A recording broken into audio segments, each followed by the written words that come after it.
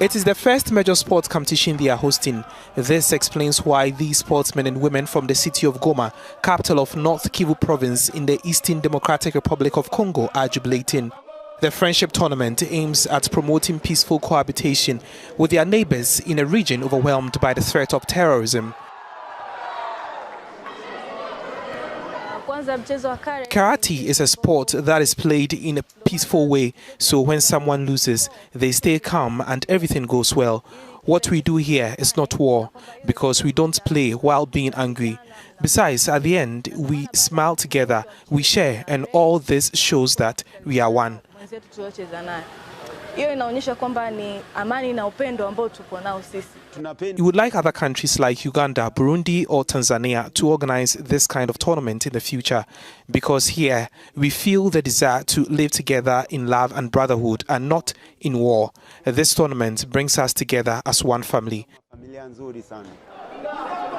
This regional tournament, organized by the President of the Democratic Republic of Congo and current President of the African Union, gathers young people who want to promote friendship and peace in the region with their talent.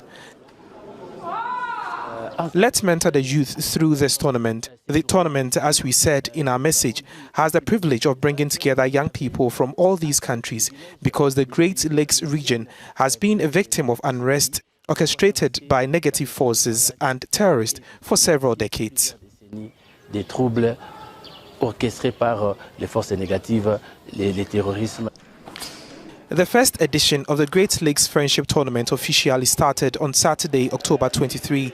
For 2 days, the young people from different countries will compete for an ultimate prize called Fachi, put in place by the President of the Republic.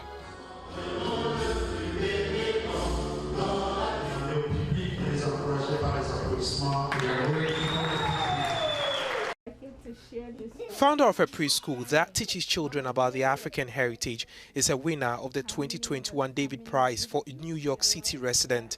Fela Barcliff started Little Sun People 41 years ago after searching for a racially balanced preschool for her daughter. Minimum 10 different daycare centers, and I didn't find a brown doll, a book with black people in it or brown people. I didn't find any posters or pictures of anybody who looked like her. So we follow the curriculum and make sure that we meet the benchmarks for what our children need to have going forward.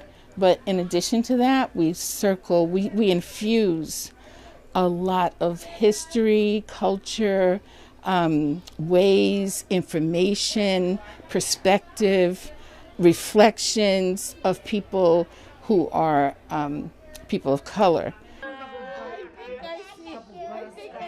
Little Sun People started small but has grown over the years. Enrollment is now up to 60 kids with a waiting list, and her 1-year-old daughter is now a teacher at the school. Honey in our tea to feel better. That's yummy. And Lucy.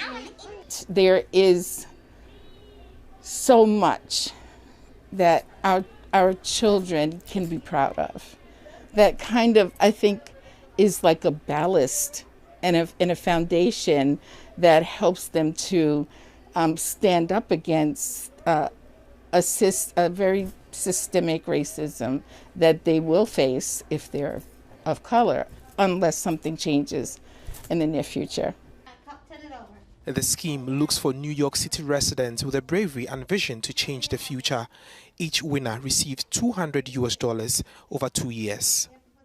The David Prize is like the first opportunity for us to really be seen, to come out and to be lifted. And so the work that we're doing, it feels like there's more of a sense of value. The award is named after Brooklyn developer David Wallentas and funded by his family's foundation. Fela was chosen out of 5,000 people nominated. Senegalese women took to the streets of Dakar on Saturday to march against climate change. Their objective was to promote their participation in the climate debate and encourage people to consider their specific climate concerns as Senegalese and African women at next month's climate summit in Glasgow. It is to make the voice of African women heard, particularly that of Senegalese women, because today the world is faced with what is called climate change, and the effects are felt everywhere in Senegal. The 26th session of the United Nations Framework Convention on Climate Change Conference of the Parties is happening at a time when the world is said to have experienced one of the warmest years on record. The projected changes in climate are likely to cause devastating impacts across the continent. Food insecurity in East Africa is evident.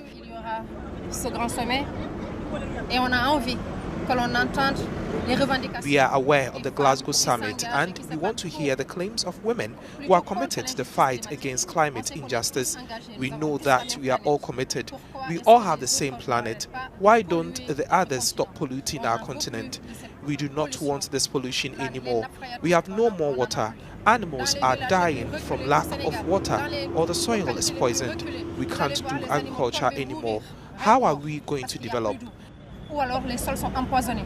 On ne peut plus faire de culture, d'agriculture. Comment voulez-vous qu'on se développe? The year 2020 reached temperatures that were about 1.02 degrees Celsius warmer than average. These kinds of extremes, driven by climate change, are being felt intensely across Africa. Several members of Sudan's transitional government have been arrested in their homes amid reports of a possible military coup. Civilian Prime Minister Abdullah Hamdok and at least 4 ministers were among those believed detained by unidentified soldiers shortly before dawn on Monday. The army has not yet commented, but pro-democracy groups urge street protests. Military and civilian leaders have been at odds since longtime ruler Omar al-Bashir was overthrown 2 years ago and a transitional government set up. It remains unclear who carried out the arrests. Witnesses say the internet is down in the capital, Khartoum, while images have appeared on social media showing angry crowds burning tires in the streets. Khartoum Airport is also closed and international flights have been suspended. A deadly explosion that killed 1 person and injured 3 others at a roadside eatery in Uganda's capital, Kampala, was an act of domestic terror. Ugandan police confirmed this on Sunday. It is the first such deadly attack in many years in Kampala, a bustling city of 2 million on the shores of Lake Victoria. The explosion at Komamboga Ward has been confirmed to be an intentional act of domestic terrorism. 3 men disguised as customers arrived at the eating point, which belongs to Lule Samuel. After the 3 suspects had left the scene, they ultimately detonated the improvised explosive device that caused injuries to a total of 4 victims. These 4 victims were within the radius of 5 square meters. Right now, our condolences go to the family of one of the deceased, identified as Emily Nyinaneza, a 20-year-old waitress.